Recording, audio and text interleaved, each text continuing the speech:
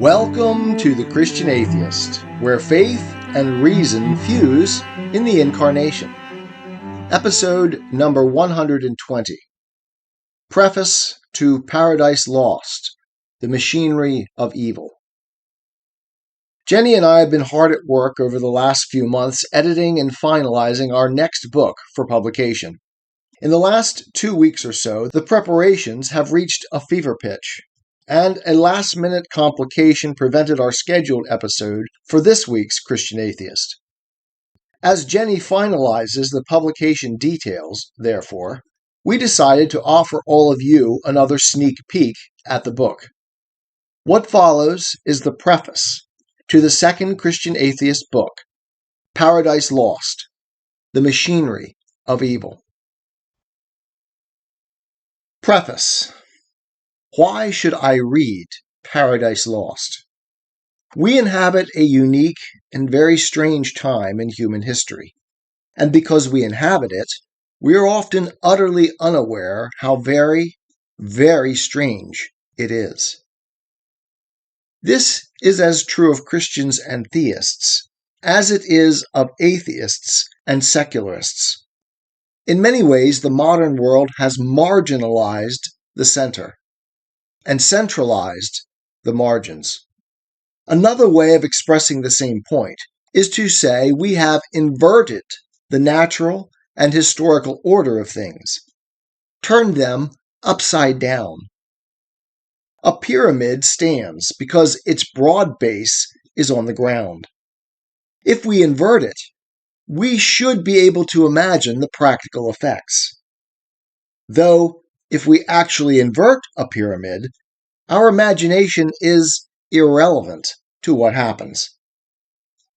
There is a proper order to our world, even when we choose to ignore it, or imagine that we can change it to suit us.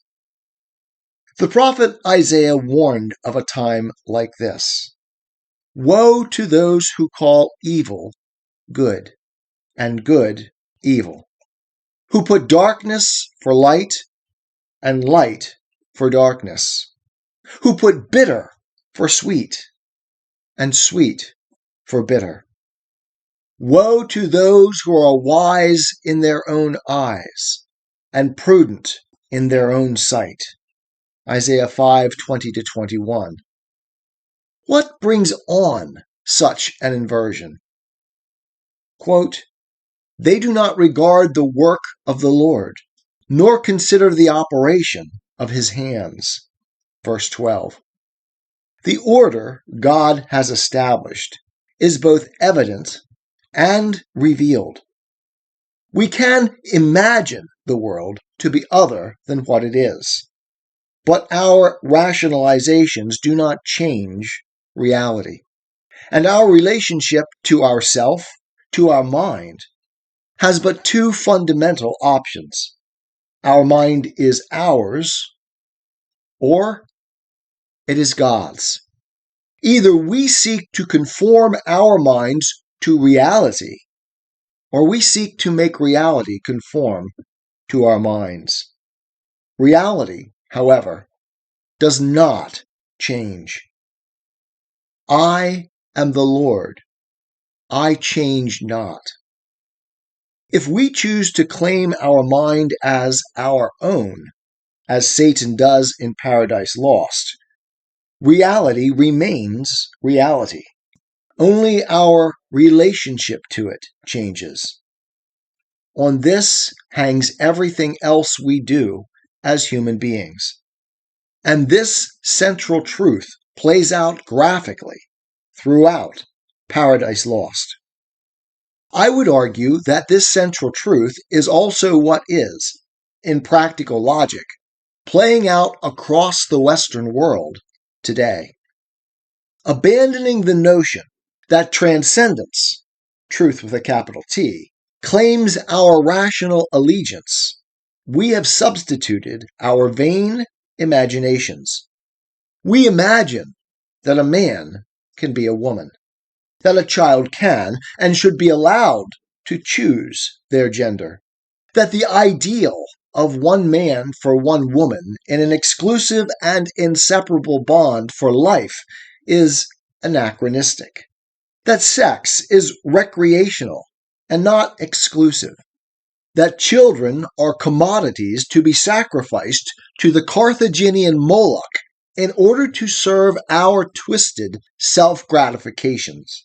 For a supposedly secular age, we serve a very diverse pantheon of deities. Why should we read Paradise Lost today? It is, after all, a very old poem, not in tune with modern sensibilities. Perhaps, though, this is the very reason we should be reading it.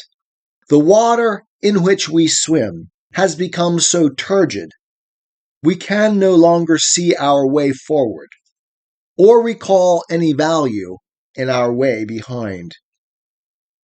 We stand at a crossroad. We can continue this turgid path to destruction, or we can choose a new path. Or rather, we can choose an old path. The prophet Jeremiah had some advice for his countrymen in a similar situation. This is what the Lord says. Stand at the crossroads and look. Ask for the ancient paths.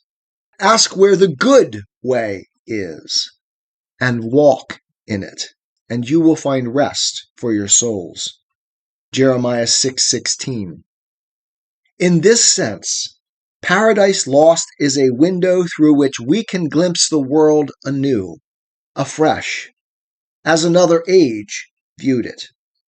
C.S. Lewis expressed a similar sentiment in A Preface to Paradise Lost. Quote, "The examples I have cited warn us that those stock responses which we need in order to be even human are already in danger." And as a brief parenthetical, I record this episode after the weekend of October 7th and 8th, 2023, when the Hamas terrorists struck Israel with a ferocity and brutality bereft of human sensibilities, but which nevertheless will be both excused and justified by a vocal and prominent segment of our Western intelligentsia. A graphic example of what C.S. Lewis just spoke of here, that those stock responses which we need to be even human are already in danger. Indeed, they are. Continuing. In the light of that alarming discovery, there is no need to apologize for Milton or for any other pre-Romantic poet. The older poetry, by continually insisting on certain stock themes, as that love is sweet, death bitter, virtue lovely, and children or gardens delightful, was performing a service not only of moral and civil, but even of biological importance. Once again, the old critics were quite right when they said that poetry instructed by delighting. For poetry was formerly one of the chief means whereby each new generation learned not to copy, but by copying to make the good stock responses.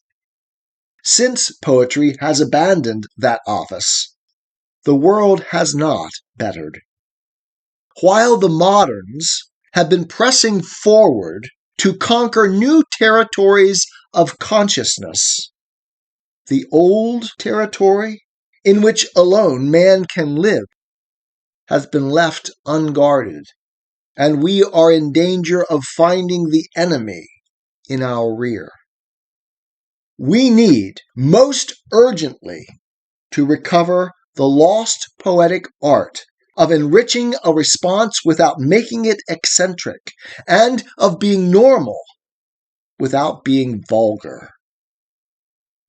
Meanwhile, until that recovery is made, such poetry as Milton's is more than ever necessary to us." End quote. I have but one more comment to offer. It seems to Jenny and me in October 2023 that the enemy we study here in Paradise Lost has never altered his tactics or his target. In a word, his primary target is godly marriage, and each incremental step over the last 2 centuries to infect and undermine it, from the feminist movement to gay marriage to transgenderism, has been successful, infecting the minds even of the faithful. Unless we return to living hand in hand with our spouses and fight for the restoration of the ideal, we are doomed. Looking back on our current age from the perspective of Paradise Lost can help us see how very, very strange is the world we have created, how inverted, how evil. I am a Christian, with the searching and skeptical mind of an atheist. I don't want to believe anything that isn't true. I know both sides of the looking glass, and I know them with open eyes. I choose Christ's side. I invite you to join me from wherever you stand before the looking glass. That's this week's episode. Thanks for listening. And remember, you can have your religious cake and eat it too. You can have reason, respect for science, a 21st century worldview, and be a Christian.